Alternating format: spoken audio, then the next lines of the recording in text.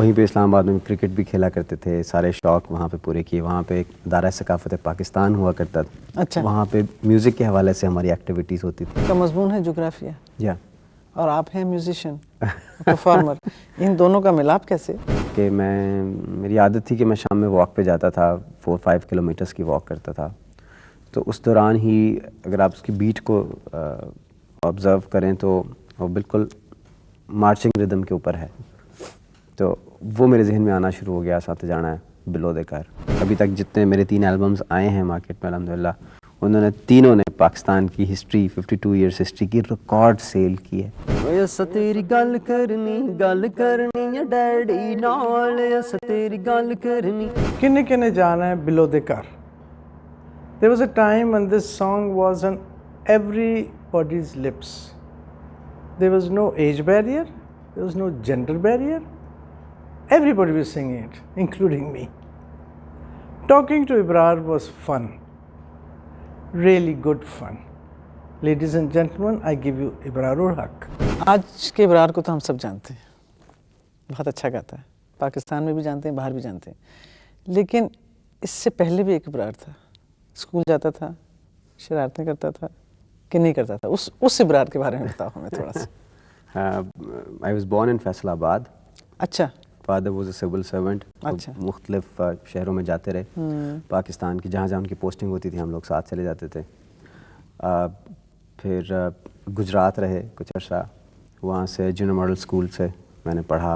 उसके बाद हम लोग इस्लामाबाद चले गए पिंडी में, फिर सनराइज़ कैम्ब्रिज में मैंने पढ़ा। फिर FG सैयद कॉलेज कैंट से मैंने पढ़ा।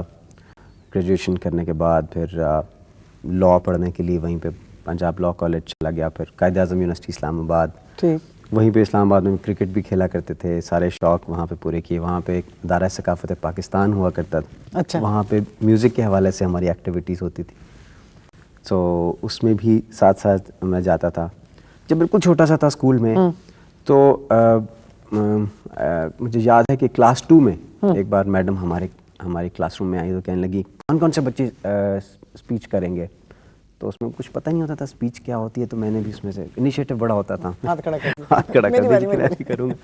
मैंने कहा अच्छा आप ठीक है, आप नाम लिखवाएं। नाम शाम लिखवा दिया उनको। तो उन्होंने हमें चिट बना के दी घर में कि आप घर जाके देना कुछ तैयारी करके। जी हाँ, तैयारी करके वो फिर नाम स्पीच हमने प्रिपेयर की। अब बड़े भाई सिखाने वाले थे जो अभी कर्नल साहब हैं, तो वो बड़े डिबेटर टाइप हुआ करते, तो उन्होंने काफ़ी मुझे ट्रेन किया। तो जब मैंने जाके स्कूल में सुनाई तो सब लोग इम्प्रेस थे जनाब। तो पहला प्राइज़ मैंने वो विन किया अपनी लाइफ का, जो हमारे कायद-ए-आज़म मोहम्मद अली जिन्ना साहब के टॉपिक के ऊपर स्पीच हुई। और वो थोड़ा सा स्टेज फियर ख़त्म हुआ। अच्छा। तो उसके बाद नातों में बड़ा शौक़ था, नातें पढ़ा करते थे। नातों से फिर मिली नगमों पे और मिली नगमों से गाने पे आने पे ज़्यादा टाइम नहीं लगा, फिर साथ चलते गए। लेकिन एक्टिविटीज़ को मैंने साथ साथ रखा, पढ़ाई को साथ साथ रखा।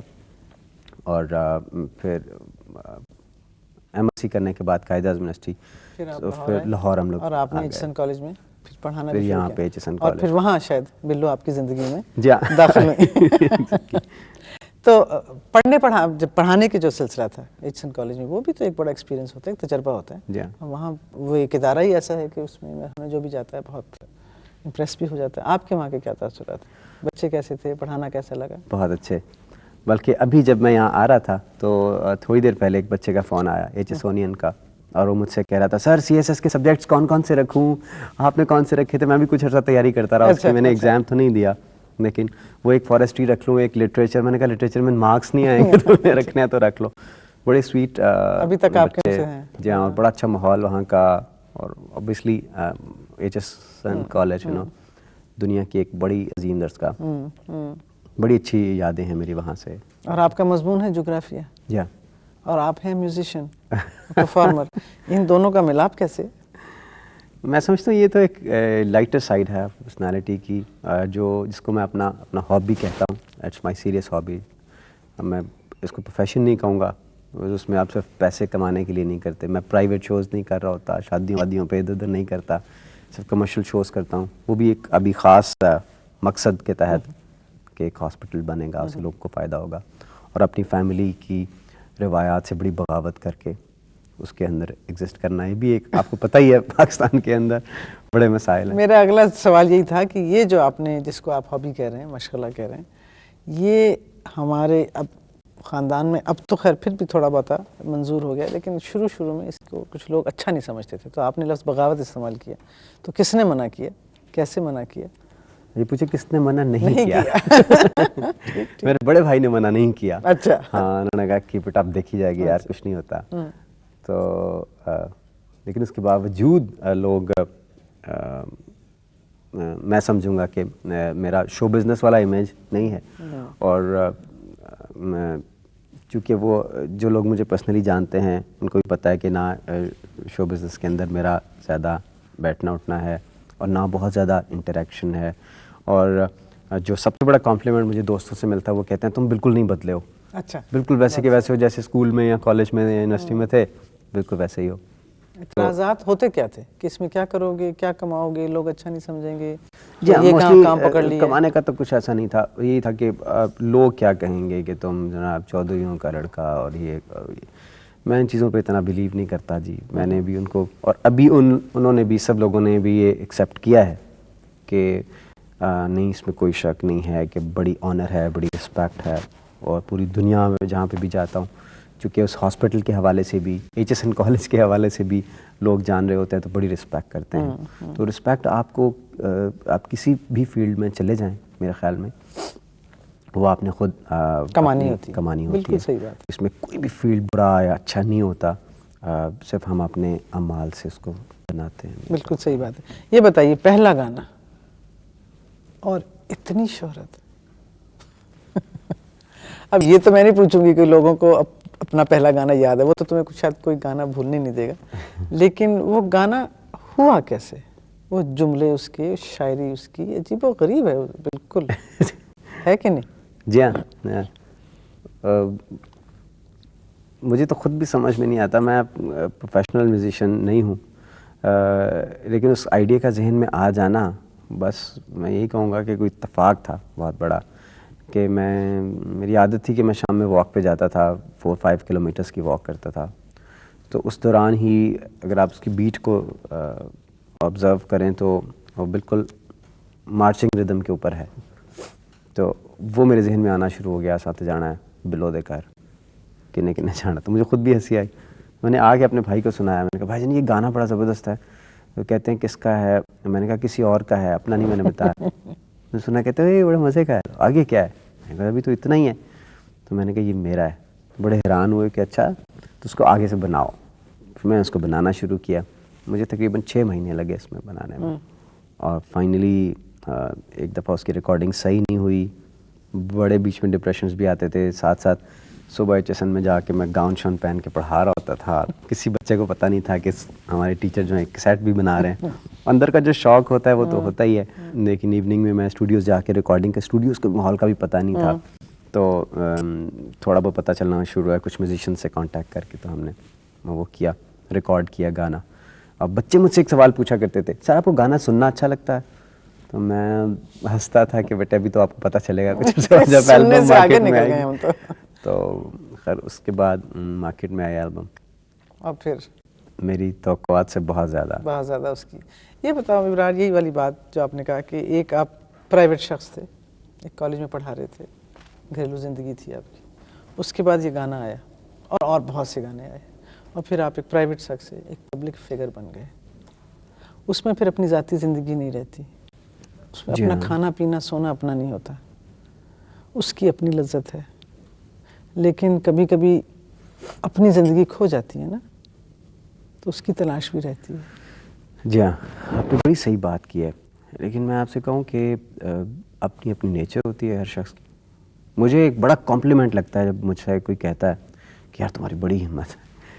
मतलब मेरे पास कोई भी आए, मेरी कोशिश होती है अपने दिल से कि मैं जितना भी प्यार उसको दे सकूं, जितनी अच्छी मीठी मीठी बातें उसके साथ कर सकूं, उसके प्रॉब्लम सॉल्व कर सकूं, वो करूं।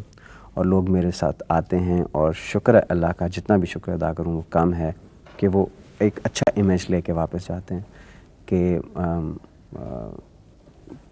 मतलब हमें लगा कि जैसे हम पहली बार नहीं मिले। तो उसके लिए उसमें ये होता है कि आप अपने साथ थोड़ी सी ज़्यादती ज़रूर कर रहे होते हैं, इस पर कोई शक नहीं है कि आपका वक्त है जो आपके घर वाले, आपके पेरेंट्स ज़्यादा जिनको ज़रूरत है उसकी, उसमें भी थोड़ा सेक्रीफाइस कर लेते हैं, लेकिन फिर आपको दुआएं भी बहुत मिलती हैं। और मैं तो ये कहता हूँ कि मैं दुआओं पे चलने वाला बंदा हूँ, हर लम्हे पे, हर स्टेप पे। जितने लोग मुझे फ़ोन करते हैं वो ये हमसे कहते हैं, पता नहीं किस वजह से अल्लाह मियाँ उनके जहन में डालता है कि इसके लिए दुआ करें। तो मैं तो कहता हूँ कि मेरी अभी तक अल्हम्दुलिल्लाह सक्सेस ग्राफ जो ऊपर से ऊपर जा रहा है, इसकी सबसे बड़ी वजह ये लोगों की दुआएं हैं। ये तो है। ये बताएं कि आप भाई का आपने जिक्र किया, बहनें भी हैं? जी हाँ। अच्छा, छोटी हैं? नहीं, मैं घर में सबसे छोटा हूँ। तभी आपको शायद इस किस्म की डील मिली जितनी आपको मिली। वालदा? वालदा नहीं है, हयात नहीं है। ठीक है। तो ये जो इब्रार था जो सबसे छोटा था, उसको घर में क्या बहुत लाड मिला, बहुत प्यार मिला? जी उस हाँ। पे दो चीज़ें होती हैं, या तो सख्ती की जाती छोटे वाले पे, जी हाँ। या उसको बहुत लाड प्यार से रखा जाता। मुझे बहुत ही काफ़ी पैम्पर्ड चाइल्ड था फैमिली का, इस वजह से कि सबसे छोटा था और म्यूज़िक की परमिशन भी मुझे मिल गई कि करने दो। तो इन सारी बातों से अंदाज़ा लगाएं कि अभी फादर पहले जो बड़े भाई बताते हैं मुझे, बहन भाई, वो कहते हैं तुम्हारी दफ़ा तो अब्बू बहुत अभी नर्म मिजाज के हो गए, पहले तो बहुत ही सख्त हुआ करते थे और तुम अगर बच्चों हमारी जगह होते ना तो तुम्हें कभी परमिशन नहीं मिलती इस तरह। उस वजह से बदल जाते हैं। फिर आया मौसीकी आई, ये सब की सब सेल्फ लर्न्ड है, खुद आपने सीखा है? या जो भी धुन आप बनाते हैं वो आपका बहुत, एक तो दखल होता है, वो तो खुद ही बनाते हैं, लेकिन दखल भी आपका बहुत होता है, शायरी भी आपकी अपनी होती है। जी तो ये सारा का सारा ये सब ऊपर से? जी हाँ, सब ऊपर से। मैं बिल्कुल ये कहूँगा, इसमें कोई फार्मूला इन्वॉल्व नहीं होता, इसमें कोई इंसान का अपना बड़ा कोई क्रिएटिविटी और कोई बहुत बड़ी क्वालिटी इन्वॉल्व नहीं होती, ये अल्लाह मियाँ की तरफ से होता है। जहन में आइडियाज़ आ जाते हैं और कई बार हम ऐसा अच्छा गाना बनाते हैं, जहन में लगता है कि ये बहुत हिट होगा, और जब किसी को सुनाता हूँ कहते हैं नहीं यार मज़ा नहीं आया, उस पर इतनी मेहनत सारी की सारी ज़ाया हो जाती है, फिर मैं वो बनाता ही नहीं हूँ। तो फिर बहुत बार ऐसा होता है कि कोई अच्छा गाना, अभी तक जितने मेरे 3 एल्बम्स आए हैं मार्केट में अल्हम्दुलिल्लाह, उन्होंने तीनों ने पाकिस्तान की हिस्ट्री, 52 इयर्स हिस्ट्री की रिकॉर्ड सेल की है। इतना कोई भी एल्बम जो मैंने अपने ही एल्बम की सेल को का रिकॉर्ड ब्रेक किया है, वरना बाकी उससे पहले नहीं था।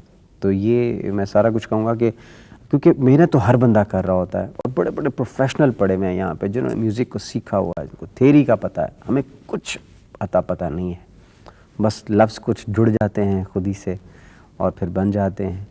और फिर हर तरह की, क्योंकि मैं अपने ये समझता हूँ कि अपनी पोइट्री को भी मैं 2 हिस्सों में तकसीम करता हूँ। अच्छा। एक बिल्कुल लाइट पोइट्री है, इसमें हल्ला गुल्ला है, बिलो दे घर मजाजनी बैजा साइकिल दे, और दूसरी जिसमें अलम बगावत नज़र आएगी, जिसमें दम दम हक दम है, इसमें दिल बोले तू ही तू है, जिसमें रंग रंग है, यानी मैं हासियाँ चियार का बिल्कुल एक ऑपोजिट उसका। तो उसकी ऑडियंस बिल्कुल अलग है, तो उनसे जो मुझे दाद मिलती है तो बड़ा मज़ा आता है, जो कहते हैं यार अलम बगावत बड़ा थॉटफुल चीज़ आपने लिखी है और आपने कैसे सोचा, तो उसको मैं ज़्यादा एंजॉय करता हूँ, बिकॉज उसके अंदर एक मैसेज होता है जो आप देना चाहते हो।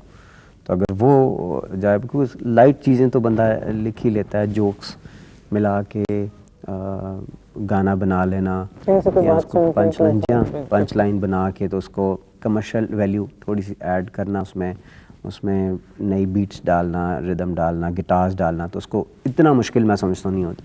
लेकिन इस तरह की चीज़ को नॉलेजमेंट उस पर लेना मुश्किल होता है। या उस पर इब्रारुल हक अपना एक गाना बनाने के लिए किस प्रोसेस से गुजरता है? पहले क्या चीज़ होती है, फिर क्या चीज़ होती है, फिर कितनी देर से होता है, क्या होता है? बहुत ज़बरदस्त सवाल किया आपने ये आज तक कभी किसी ने नहीं किया मुझसे शायद इसलिए कि मैं जानना चाहती हूँ, है ना। शायद मेरे दिल में भी कोई गाना बना आपने गाना तो नहीं बनाना है इसके बाद देख लें। बताओ। अच्छा, मैं जी सबसे पहले तो ये करता हूँ कि एक ट्यून मेरे जहन में आती है पहले ट्यून। जी, और उसके ऊपर उसके मैं वर्ड्स देता हूँ, वर्ड्स अच्छे नहीं लगते उसको निकाल देता हूँ, फिर नए वर्ड्स देता हूँ, वर्ड्स अच्छे लगते हैं लेकिन ट्यून अच्छी नहीं लगती, फिर ट्यून निकाल देता हूँ, उसके ऊपर नई ट्यून बना लेता हूँ। मतलब कुछ इस तरह से होता है, एक चीज़ आ रही होती है, दूसरी सूट नहीं करती, दूसरी चेंज होती है, नई आती है तो पहली सूट नहीं करती, वो निकली तो फिर नई, इस तरह एक प्रोसेस, एक डेवलपमेंट शुरू हो जाती है उस चीज़ में। और करते करते करते जो चीज़ सोची भी नहीं होती वो बन जाती है, जो सोची होती है वो कहीं पीछे रह जाती है।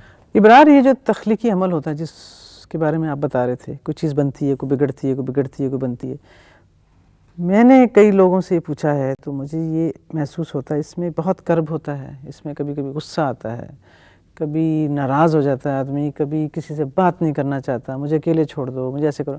और जो आप बता रहे हैं कि कभी टूटना, कभी बनना, कभी टूटना, कभी बनना, तो इब्रार और हक का उस वक्त क्या महसूस कर रहा होता है? और क्या आपके इर्द गिर्द के लोग क्या कह रहे हैं कि इसको क्या हो गया, पागल तो नहीं हो गया, कुछ इस तरह क्या होता है? अच्छा, एक तो उसमें आपको तन्हाई बड़ी इंपॉर्टेंट रोल प्ले करती है। उसमें आप 4 बंदों के दरमियान में, मैं तो नहीं कर सकता, और उसमें मोस्टली रात का टाइम, और रात भी लेट नाइट, यानी इशा के बाद और फजर के करीब बड़े आराम से, सुकून से, जो उस वक्त आइडियल टाइम होता है आपकी क्रिएटिविटी का, जो आप देख रहे हो। इसमें कोई शक नहीं कि डिफरेंट मूड्स आते हैं और उन मूड्स को एक्सप्लॉइट करना भी एक फ़न है। कि आप अगर आप उदास हैं तो आपको शायद भीगा भीगा सा दिसंबर है लिख दें कुछ ऐसा, यानी मैं हासियाँ च यार गवाया, हालांकि आपका कोई यार होता भी नहीं है, लेकिन आपकी फ़्लाइट ऑफ माइंड वहाँ चली जाती है, इमेजिनेशन इतनी खुलती है कि लगता है कि आप एक प्रोसेस से गुजर रहे हैं और आपने इश्क भी कर लिया और फलां सब कुछ, और आप उसके ऊपर लिखते चले जाते हैं। और जब लोग सुनते हैं वो कहते हैं नहीं तुम आशिक हो, ये बंदा आम बंदा नहीं लिख सकता। वो कौन थी? तो जब बंदा खुश होता है तो फिर ऑब्वियसली फिर शोगल ज़हन में आ रहे होते हैं। मेरे दोस्त ने एक बार फलां ये बात की, उसके ऊपर हंसी आ रही होती है सोच सोच के, तो वो उस वक्त माइंड भी बड़ा एक्टिव होता है, तो उसको बंदा उस हवाले से लिखना शुरू कर देता है कि बाल बाल में बच गया राती ख्वाब च मेरा ब्याह सी, यार तुहानू की दसा मेरी बीवी काली स्यासी। तो मतलब इस टाइप की चीज़ें उसमें इनमें आती हैं, तो वो एक सॉन्ग बनता जाता है उस हवाले से। तो जो डिफरेंट शेड्स होते हैं आपकी मूड के, वो आपके सॉन्ग्स में फिर नज़र आना शुरू हो जाता है। ये काम वक्त मांगता है, सफ़र यानी कि सफ़र जर्नी मांगता है। जी हाँ। न दिन देखता है, न रात देखता है, न खाना देखता है। हज़ारों आदमियों के सामने आपने उसी वक्त मुकम्मल परफॉर्म करना है। उन्हें नहीं वास्ता आपके सिर में दर्द है, आपका गला ख़राब है, आप किसी को छोड़ के आए, तो ये तो एक ही जिस्म है तुम्हारा, ये तो तुम खींच खींच के उसको तोड़ दोगे। अभी आप अगर यकीन करें, मैं इसी चीज़ पे कॉम्प्लीमेंट मिलता है घर वालों से भी और दोस्तों से भी, कि अगर मैं देखूं कि मैं एक वक्त में कितना कुछ कर रहा हूं, तो मैं इसीलिए कहता हूं कि अल्लाह का शुक्र है कि उसकी मर्ज़ी के बगैर बंदा कुछ भी नहीं कर पाता, और मैं इतना कुछ कर रहा हूं कि वो तौफीक देता है आपको, कि मैं लिख रहा हूँ साथ साथ कंपोजिशंस कर रहा हूँ, साथ साथ अरेंजमेंट्स अलग चीज़ होती है, म्यूज़िक बनाना उसका, एक तो गाना लिख के उसकी ट्यून बनाना अलग है, अरेंजमेंट अलग चीज़ है। अरेंजमेंट बनाना, फिर उसके बाद उसको रिकॉर्ड कराना, फिर उसके बाद उसको चेंज करना, फिर सुनना, उसके बाद फिर आपने कॉन्सर्ट्स को मैनेज करना, फिर सबसे बड़ा प्रोजेक्ट जो 20 करोड़ रुपए का आपके सर पे सवार हुआ हो कि हॉस्पिटल भी बनाना है, वो, फिर उसके बाद लोगों से मिलना, अपनी फैमिली की मसरूफियात अलग, और यानी कि बहुत कुछ एट द सेम टाइम हो रहा होता है। मैं फिर ये करता हूँ कि एक ट्री बनाता हूँ, एक पेपर लेके सबसे ऊपर अबरार लिखता हूँ कि ये मैं हूँ, ठीक है जी। उसके बाद नीचे आगे से उसकी ब्रांचेस बनना शुरू होती है, फैमिली कमिटमेंट्स, उसके बाद म्यूज़िक कमिटमेंट्स, उसके बाद commitments relating to Sahara for life trust, commitment to friends, social commitments आप कह लें। फिर आगे उनकी फर्दर ब्रांचेस बनती है कि फैमिली कमिटमेंट्स है कि फ़लाने की उसमें डेथ हुई थी, सालगिरह है तो किसी घर जाना है, किसी का ताज़ियत के लिए जाना है। जी हाँ, ताज़ियत के लिए, और सालगिरह है तो वहाँ जाना है, कोई कमिटमेंट्स आपको होती हैं ये, मतलब उसके बाद आगे सहारा से के हवाले से, म्यूज़िक के हवाले से रिकॉर्डिंग पे जाना है, 4 गाने रिकॉर्ड करने हैं, उसके बाद टीवी की रिकॉर्डिंग है, आज जाना है, और वक्त पे जाना पास वक्त पे जाना है और वहाँ पे उसके बाद फिर आगे कॉन्सर्ट्स पे जाना है वगैरह। उसके बाद फिर आगे आपकी सहारा आ जाती है, आपने फंड रेजिंग कैंपेन लॉन्च करनी है, उसके बाद जो वहाँ पे जितना काम हो चुका है उसका अंदाज़ा लगाना है, जितने लोगों ने कमिट, हाँ जी, उसकी मीटिंग्स, फिर वो आगे नीचे चलता चला जाता है, इतना बड़ा हो जाता है आके कि मैं देखता हूँ कि अच्छा ये सारे काम मैं कर रहा हूँ यकीन नहीं आता। लेकिन ऑब्वियसली अल्हम्दुलिल्लाह फिर आहिस्ता आहिस्ता आपकी टीम भी बनती चली जाती है, आपके बाजू बनते चले जाते हैं, तो फिर चीज़ें ही बहुत बड़ी ऑर्गेनाइजेशन, थोड़ा सा काम चलता ही रहता है। गाना आपने लिखा, आपने रिकॉर्ड किया, उस गाने की तनकीद कौन करता है? खुद इब्रार? उसको कौन कहता है कि बहुत अच्छा है? तुम्हारा दिल कहता है, सिर्फ दिल पे चलते हो? नहीं जी, मैं बच्चों को सुनाता हूँ, जो फैमिली के बच्चे होते हैं, भाई के बच्चे होते हैं। वो तो तुम्हारे अपने चाचे चूचे, तुम्हें तो चाचा कहते होंगे ना? जी हाँ, लेकिन चच्चू वो तनकीद कहते हैं, करते हैं लेकिन तुम पे? बिल्कुल वो तो ओह, आराम से कहता है, चच्चू नहीं ये ज़रा नहीं अच्छा लगा, इसको नहीं ये दूसरा लगाएं, ये दूसरा सुनाइए। ठीक। साफ वो मुझे पता चल जाता है कि ये गाना ठीक नहीं है, ठीक, good, ये सुना दिया, हाँ ये मज़े का है, वो फ़ौरन के एक्सप्रेशन से आपको पता। ठीक। दूसरा आप अपने बड़े भाई को सुना देते हैं, वो यूँ कहते हैं, अब उनको म्यूज़िक का अलिफ बे भी नहीं आता, इतने बेसुरे हैं सारे मेरी फैमिली के सवाए मेरे। और लेकिन वो यूँ बैठ जाते हैं क्योंकि सुनने वाले हैं ना। बिल्कुल, तो पब्लिक ने तो आपको यहाँ यस ये नो कर देना होता है उसी वक्त, वो सुन के कहते हैं हाँ ये अच्छा है, ठीक है, डिफरेंट है, कर लो इसको, तो वो मैं कहता हूँ नहीं करता हूँ। वो आपकी तनकीद वहीं से मिल जाती है। फिर आपके जो दोस्त होते हैं आप उनको सुनाते हैं, और आपको ये भी आइडिया होता है कि ये वाला दोस्त इस वाले गाने के बारे में क्या ओपिनियन देगा। आप उसके भी मार्क्स रख लेते हैं। अगर इसको ये बहुत पसंद कर रहा है तो आप 10 मार्क्स ना दें, इसको आप 7 ही दें, क्योंकि ये ज़रा ज़्यादा तारीफ़ करता होता है। तो उस तरह हमसे फिर बंदा अपने ऊपर एक चेक रख के कोई एक थोड़ा सा आपने अपना एक यार्डस्टिक बनाई हुई है। या हज़ारों के मजमे में परफॉर्म करना एक ख़तरनाक काम भी है, लेकिन उसमें मज़ा भी आता है। तुम्हारे लिए दोनों कौन से हैं? ख़तरनाक का पहलू है क्योंकि कुछ देखें, दो बातें, एक तो लोग हैं किस तरह भी रिएक्ट कर सकते हैं, किसी मूड में भी आए हैं, और हमारे यहाँ कुछ मजमा जो है इतना ज़्यादा तमीज़दार भी नहीं है। तुम्हें प्यार तो करते होंगे अपनी जगह, लेकिन हो सकता है उसमें 20,000 में 2 बंदे ऐसे हैं जो तुम्हें ना करते हैं, वो मसला। लेकिन मज़ा अपनी जगह और डर अपनी जगह कि कोई गलती ना हो जाए। फिर स्टेज पे जाने से पहले एक अजीब बटरफ्लाइज वाला सिलसिला होता है आपका। चाहे जितना अरसा, मैंने जैसे बताया, मैं पहली दफ़ा जब स्टेज पे गया था तो मैं क्लास 2 में था, लेकिन अब भी जब हम स्टेज पे जाते हैं, और वो बड़ा इंपॉर्टेंट होता है कि आप बड़े विजिलेंट हो जाते हैं, बड़े कॉन्शियस हो जाते हैं, सारी एनर्जीज़ को एक जगह पे कंसंट्रेट करते हैं। Obviously you have to face public, उसमें कुछ भी आपसे, आपके मुंह से कोई खुदा ना खास्ता ऐसी बात निकल जाए, वो आपको बड़ी प्रॉब्लम, आपकी पूरी पर्सनालिटी को डैमेज करने में होती है। So you have to be very diplomatic as well, you know, हर चीज़ के बारे में। तो मुझे तो बड़ा मज़ा आता है स्टेज पे जाना और उनके साथ गपशप लगाना, और जितना बड़ा मजमा ज़्यादा होता है, पता नहीं क्या वजह, मुझे उतना ही ज़्यादा अच्छा रिस्पांस मिलता है। मैंने झांग में और इस साइड पे कॉन्सर्ट्स किए तो 45,000 50,000 लोग उन कॉन्सर्ट्स के अंदर आते हैं, और इतना मज़ा आता है, दूर दूर तक सारी सर नज़र आते हैं। और कोई अल्लाह की ख़ास रहमत है कि मैं अगर उन लोगों से रिक्वेस्ट करूँ ना कि आप लोग प्लीज़ सारे बैठ जाएं, तो सारे बैठ जाते हैं करके, और फिर उनकी जो साइकिल्स पे आए हुए होते हैं ना, वो खड़ी खड़ी नज़र आना शुरू हो जाती हैं। फिर जब अगला सॉन्ग शुरू होता है तो फिर सारे के सारे, यानी वो गाना भी सुनते हैं लेकिन बात भी सुन लेते हैं। और ये हॉस्पिटल जो है, ये कहाँ से तुम्हारी ज़िंदगी में आ गया, और क्या ख्याल आ गया तुम्हें और तुमने उसको बनाना शुरू कर दिया? जी, पहला सवाल मेरी ज़िंदगी में जो आया, जो मैंने अपने आप से किया, वो यही था कि मैं क्यों हूँ, वजह पैदाइश हमारे इंसानों की, हम सब की। तो उसका जवाब जो बेस्ट मुझे मिला है वो ये है, खिदमत खल्क। इससे बड़ा काम दुनिया में और कोई नहीं है, और इससे जो सुकून, जो आपको मज़ा मिलता है, नशा मिलता है, उसका और कोई नेमल बदल नहीं हो सकता। उस हवाले से मैंने बचपन से सोचा हुआ था। जब कायद-ए-आज़म यूनिवर्सिटी में था तो उस वक्त भी सोचा था कि मैं कुछ काम करूं। मैंने रेडिकल्स के नाम से एक ऑर्गेनाइजेशन बनाई और बच्चों की हेल्प किया करते थे। लेकिन अल्लाह ने जब इतना बड़ा प्रोफाइल दिया, मौका दिया, तो मैंने सोचा कि नहीं, कुछ और भी होना चाहिए। फिर एक हॉस्पिटल जो इतना बड़ा, एक उसका मैग्नीट्यूड हमने सोच लिया, लेकिन अल्लाह का शुक्र है कि उसको बड़े एहसन तरीके से वो चल रहा है। मुझे अवार्ड्स मिलते हैं टीवी के, मुझे शाबाश मिलती है, बड़ा अच्छा तुमने ये काम किया, तुम्हारा एल्बम बड़ा हिट हो गया, तो मैं कहता हूँ जी शुक्रिया, थैंक यू, बड़ी खुशी होती है। लेकिन यकीन करें कि वो एक बहुत बड़ी खुशी का इंतज़ार मेरे दिल में है, जिसको लेके मैं चल रहा हूँ, कि वो पहला स्टेप उसका कि सबसे मेरे नज़दीक मेरा खुशी का दिन वो होगा जिस दिन उस हॉस्पिटल के दरवाजे उन मरीज़ों के लिए खुलेंगे जो पैसे नहीं दे सकते इलाज के लिए, जो वहाँ पे मर जाते हैं, जो रोड्स के ऊपर मर जाते हैं बिकॉज 2.5-3 घंटे की ड्राइव यहाँ तक पहुँच नहीं पाते। और फिर इससे बढ़ के भी कुछ, कि एक सोशल रेवोल्यूशन लाना है मुल्क के अंदर। पॉलिटिकल एक साइड पे, हम अपने तौर पे क्या कर सकते हैं। इतने सारे अबरार और भी आगे आएंगे ना इंशाअल्लाह, आप देखिएगा कि ये सिलसिला चलेगा। हर बंदा अगर एक इंस्टीट्यूशन बनाने लग जाए तो ये बात कहाँ से कहाँ निकलेगी। इसके बाद हमारा एजुकेशन प्लान है बहुत बड़ा मुल्क के अंदर करने का, पाकिस्तान के अंदर हेल्थ इंस्टीट्यूशंस बनाने का, जितना भी मैं कर सका मैं कोशिश करूँगा इंशाल्लाह जी कि मैं वो करूँगा।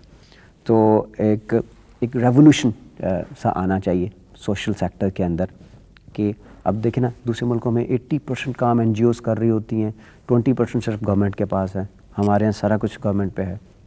मैंने एक चीज़ लिखी हुई थी पिछले दिनों ह्यूमन राइट्स के ऊपर कि क्या हमारा फ़र्ज़ है खाली तमाशा देखना, क्या हमें हर वक्त करना है गिला सरकार से? आओ मिलकर बांट लें जुर्म ज़ईफ़ी की सज़ा और लें बदले में हम लाखों करोड़ों की दुआ। जो हम कर सकते हैं लोगों के लिए वो तो करें ना। शिकवा गिला अपनी जगह पे छोड़ दें, आप उसको अभी खुद बताएं किसने कहा था कि don't think that what your country has given you what you have given to your country. John F Kennedy. जी हाँ जी, एफ कैनेडी। तो हमने अपने मुल्क को आज तक क्या दिया?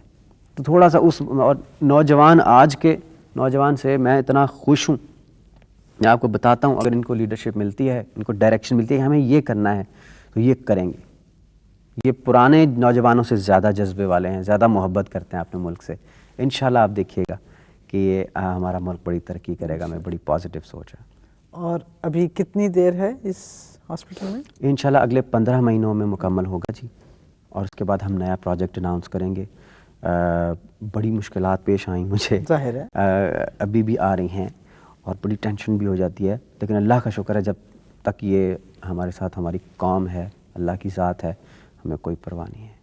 काम चल रहा है इंशाल्लाह। पता नहीं कहाँ कहाँ से डोनेशन आती हैं, लोग पैसे आ जाते हैं। और हम स्टार्ट में तो मैंने बहुत सारे मुझे कॉन्सर्ट्स करना पड़े, अभी भी करने पड़ते हैं। 11 सितंबर के बाद और भी ज़रा थोड़ी सी चेंज आई, लेकिन अभी फिर से इंशाल्लाह सिलसिला बड़ा बेहतर हो गया और उम्मीद है कि हमने ज़कात कैंपेन लॉन्च की हुई है, उसमें लोगों से रिक्वेस्ट की है, देखें उसका क्या रिस्पांस आता है। बिकॉज अकेले बंदे का काम नहीं है, उसमें हमने कैंपेन का एक स्लोगन बनाया है कि साथी हाथ बढ़ाना है, एक अकेला थक जाएगा, मिलकर हाथ बटाना है। इंशाल्लाह। अब जिस तरह मेरी हर प्रोग्राम के आखिर में मैंने आपसे इजाज़त ली थी, कुछ थोड़ा सा आप गुनगुना भी दें।